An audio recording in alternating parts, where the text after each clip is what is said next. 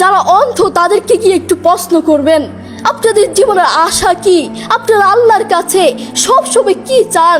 সেই অন্ধ মানুষগুলো বলবে, আমরা আল্লাহর কাছে কোনো কিছু চাই না, আমরা সব সময় একটা জিনিস চাই, আল্লাহ আমাদেরকে চোখ ফিরিয়ে দাও।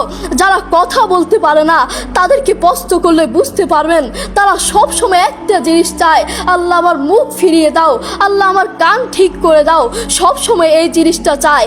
যারা অন্ধ তারা কোরআন মুখস্থ করেছে,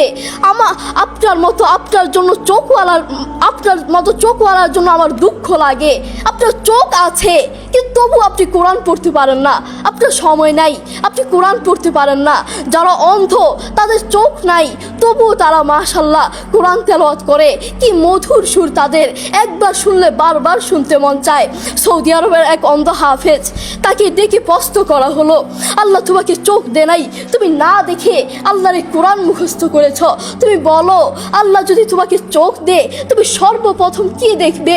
অন্ধ হাফেজ বলল, আল্লাহ আমাকে চোখ দে নাই, আল্লাহ আমি চোখে দেখতে পারি না, আমাকে